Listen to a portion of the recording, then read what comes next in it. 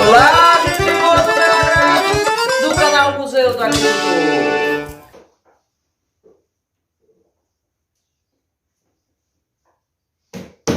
Olá, gente boa do No Agrar. canal Museu do Agricultor. Gente boa, nós estávamos gravando aqui fingindo que estava com surpresa. Fingindo surpresa. Eu tava com saudade de gravar vídeo. É. Fazia uns quantos anos, né? Meses. Varia disso. Né? Eu acredito até que o pessoal aí, nossos seguidores, devem até estar com raiva de nós, né, Diego? A gente passou bem um mês sem colocar vídeo, quase. Só que vocês têm que entender uma coisa, minha gente. Eu vou ser bem sincera com vocês. Eu não vivo de vídeo. Eu não faço profissão de vídeo. Nós não vivemos de vídeo. Não é um interesse nosso ganhar dinheiro com isso. Se Mas se acontecer, quiser vir, eu a gente aceito. gosta, né? Mas também não quero fazer da minha vida essa coisa de mecânica, de estar gravando vídeo de todo jeito, né? Toda hora. Até porque eu acho que a felicidade do trabalho tá assim, tá na espontaneidade, tá na Isso. naturalidade, né, Com Diego? certeza, sem forçar, né? Da gente fazer o que gosta, na hora que gosta, porque tem o tempo e a hora de fazer as coisas, né? Com certeza. Então, nesse momento das nossas vidas, eu estou muito dedicada à genealogia. Eu passo dias e dias e noites, madrugadas. Ou seja, contudo, todavia, o tema do vídeo vai ser... Genealogia. Pois é. E a genealogia dos sem nome, dos sem era nem beira. Das pessoas simples, humildes, das pessoas trabalhadoras desse país, das pessoas sem fizeram riquezas. O Brasil ser o que é. Que nós somos a maioria, né? Com certeza. Nós somos a maioria. E que na genealogia são tão discriminados. Com certeza. As pessoas simples, as pessoas humildes, os índios, os negros, os pobres, né? São muito discriminados na genealogia. E nós aqui do canal Museu do Agricultor estamos aqui para combater Nós isso. estamos dando cara a esse povo que estavam esquecidos, né, Camila? Inclusive, eu estou muito feliz, Diego, com o nosso grupo de genealogia, né? Muito. Grupo de Eu genealogia. não falo muito lá não, mas tem... Que o grupo pegou, né, Diego? Com certeza. O Pegou grupo- pegando. O negócio viu? pegou pegando. Pegou pegando. E é interessante, são pessoas que nem se conhecem. Eu não conheço quase ninguém dali, uns 4 ou 5 talvez, pessoalmente. Pessoalmente eu conheço tu. Quem? Tu?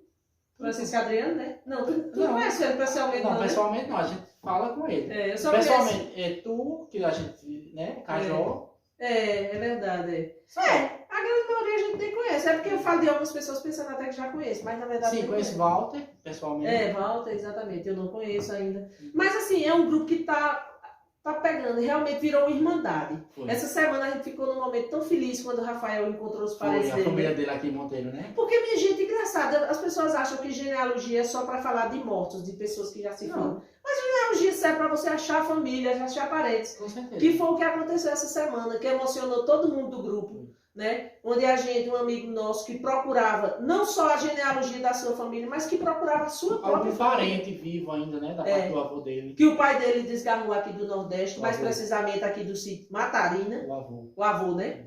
E se perdeu no mundo, se perdeu da família. Isso aconteceu com muitos parentes meus, Diego. Foi. Tem parentes meus que até hoje a gente não sabe se está vivo ou se está morto.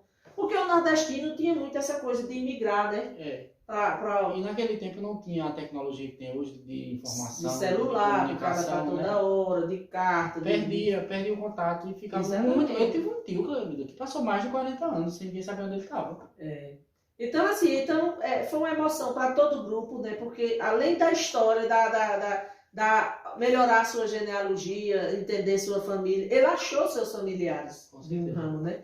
Muito interessante, muito emocionante. E a gente está aqui constantemente defendendo essa genealogia para as pessoas humildes. A genealogia dos Eira, Sem ele, nem sem dele. Eira nem Deixa eu Beira. te contar uma curiosidade que aconteceu. Quando ele entrou em contato com a gente, há mais ou menos uns 2 meses atrás, Foi. aí eu disse, ô, Rafael, a gente vai tentar lhe ajudar, porque é difícil, né? Você tem que ter os nomes. Aí ele tinha perdido a certidão e chegou a certidão, né? Foi. Do avô dele. Fazia 12 anos que ele lutava. Mas eu disse a ele, olha, Tem uma mulher, quando chegou dizendo de onde era, da Matarina. Tem uma mulher que eu conheço que mora na Santa Catarina, que é bem próximo da Matarina, e eu vou perguntar alguma informação para ver se ela sabe. Amélia, filha de Dona Laura e de Bento Tenório. Que era a mulher, tu achava, né? É. Que é? Vamos, deixa eu... É. Calma, devagar. Pera. Aí, ficou, né? Eu nunca mais vi a Amélia e passou. Quando foi essa semana, ele chega com Dona Laura, tia dele, irmã da bisavó dele. Quem é Laura? A mãe de Amélia. A mãe de Amélia. E mãe de Bentinho, casado com minha prima. Que mora na minha rua.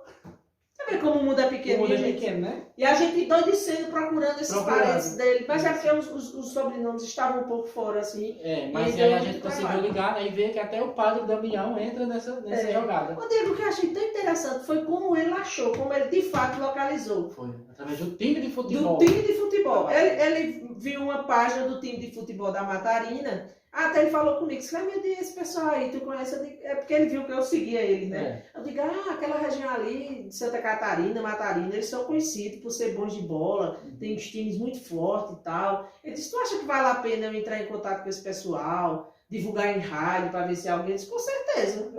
Até, né? Só que eu nem imaginava. Foi muito rápido, isso foi num dia, no outro, a prima dele já entrou em contato. Ou seja, vê as estratégias que você pode usar em genealogia, né? Ele pensou em anunciar em rádio, acho que até anunciou na rádio. Foi. Eu até orientei ele. Né? Eu até orientei ele. Aí ele entrou em contato pelo Facebook com esse pessoal, né? Tem pessoas que usam o Google, né? Para achar os parentes, né, Diego? Então, assim, a genealogia tem várias formas de você destravar a sua árvore, né, Diego? Isso. Destravar. Agora, lógico, vamos voltar ao Ceeira nem beira. Quando você está falando de pessoas humildes, de pessoas pobres, nem sempre vai ter aqueles net, né? Que é aqueles net, aquelas correspondências, né? Os net, né? Vai ter aquelas correspondências. Porque a maioria das pessoas humildes não faziam genealogia. Né, Diego? Não faziam. E muitas vezes, Diego, por vergonha. Vou ser bem sincera com você. Isso. Por vergonha. Muitas pessoas. Para que o pobre tá mexendo fazendo genealogia? Porque sempre genealogia foi uma coisa muito da elite. Elitizada. Elitizada, né? E as pessoas humildes têm vergonha. É tanto que aqueles livros bem famosos de Borges da Fonseca, na Nobiliarquia Pernambucana, só fala da elite. Da elite. Não fala dos pobres, das pessoas que estavam à margem. Exato. Né? Eu até li aquele volume 1 e até vou ler os livros dele. Porque também a elite, entre aspas, que veio para o Brasil, também não era tão elite assim. Não. Né? Não. Agora, com o passar dos anos, com a riqueza, foram comprando títulos, né? Foram, né? Isso. Mas realmente, sempre genealogia é uma coisa muito elitizada. O próprio livro de Borges da Fonseca é muito preconceituoso. Tu reparaste? E inclusive na área que ele fala que não tinha na mancha da família dele a história de Branca Dias, né? De Branca Dias, do judaísmo. E tinha. Todos nós na verdade temos. Temos. Principalmente nós sertanejos. Ele era um cara da elite, né? O pai dele foi, acho que, governador. Eles eram da elite. E naquela época era a época do preconceito forte em cima dos judeus. O judaísmo é porque é o né? século XVIII. E eles excluíam aquelas pessoas, muitas vezes sendo seus parentes. Com certeza. Das árvores genealógicas, para não mostrar aquela mancha, entre aspas. Para né? eles é uma vergonha. Que muita gente faz isso ainda hoje. Esconde os índios, os mestiços, com certeza. os negros, Isso. né? Os mamelucos. Como eu acho bonito quando uma pessoa diz assim, Diego, minha bisavó, minha tataravó foi pegada a dente de cachorro. Isso Eu tem acho tão muito na bonito minha isso. família. Eu queria tanto que tivesse uma história dessa na minha Não tem, família. não. Não tem. Pois na minha tem, isso. Nunca ouvi falar que tivesse na minha família. Na minha tem muito essa história. Meu avô contava muito essas histórias. Mas eu sei de uma comprovadamente, que minha gente me contou, que o cachorro mordeu o pezinho dela, que ela ficou aleijada pro resto da vida. Foi pegar aqui nessa serra aqui do Jardim da Porque Cá. aqui era uma região indígena, né? Isso, exatamente. E o cara casou com ela, domesticou ela a pulso, né? A palavra era essa mesmo que eles usavam. Domesticar. Domesticar e catequizar. Pegava a índia a pulso. Imagina a barbaridade que esse povo aprontava com as bichinhas. Pegava as índias a pulso, a dente de cachorro, e depois domesticava, catequizava e casava-se. Muitas vezes. E às vezes não, às vezes só ficava fazendo menino nas coitadas mesmo, né?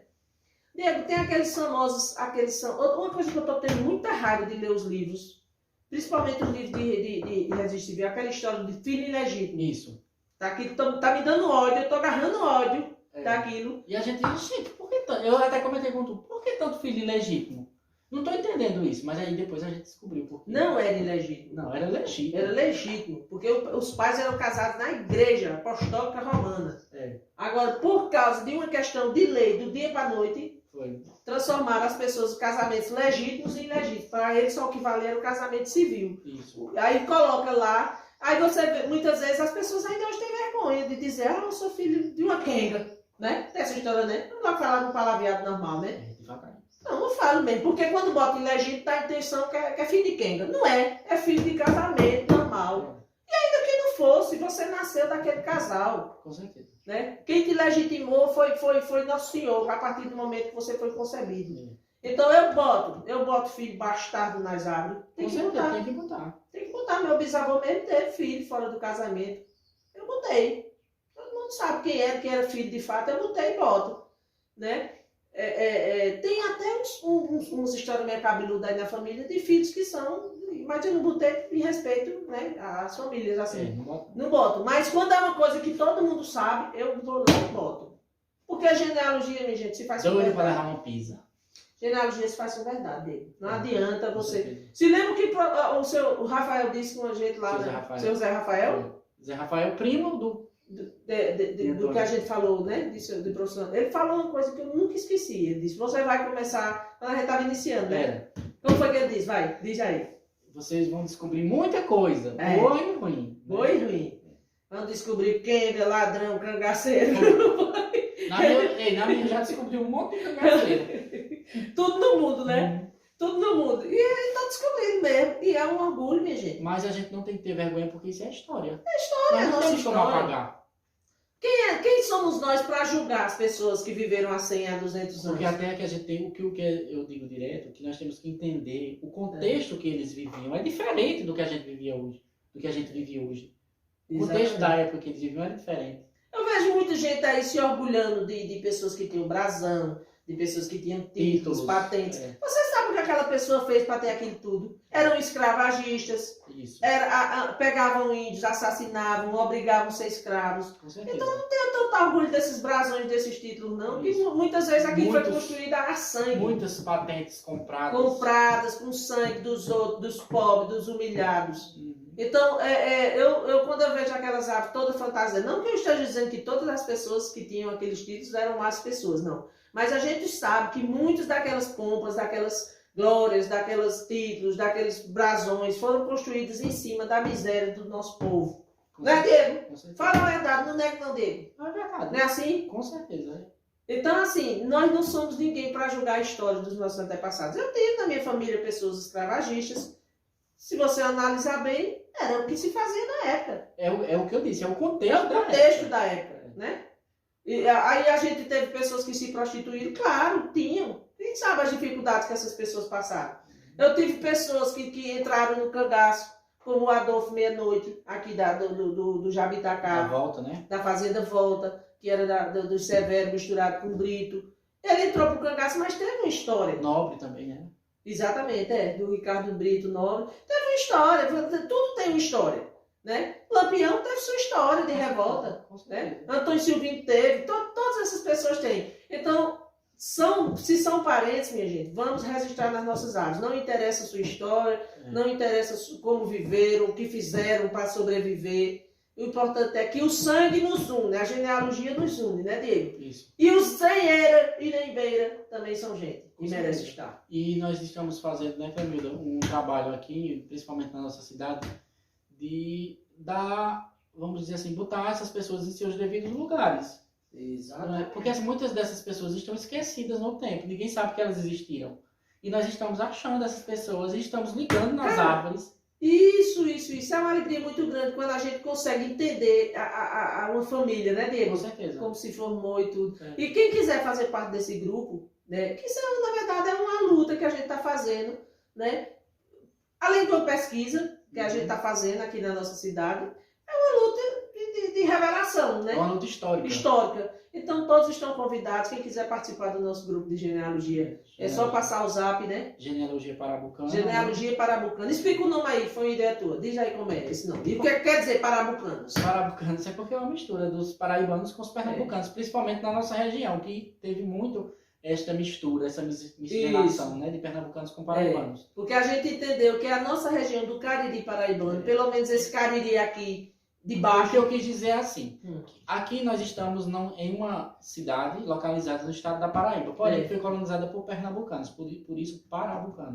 E não só a nossa cidade, como a região. Toda a região. Né? Então, assim, a gente achou justo incluir nesse trabalho os dois estados, do qual eu faço parte. Eu nasci em Sertânia, Pernambuco, e me criei em Monteiro, Paraíba. Eu moro aqui no sítio Limitão, que justamente tem esse nome, Limitão, porque é limite entre esses dois municípios. Então, eu sempre estive com o pé na Paraíba e o pé no Pernambuco.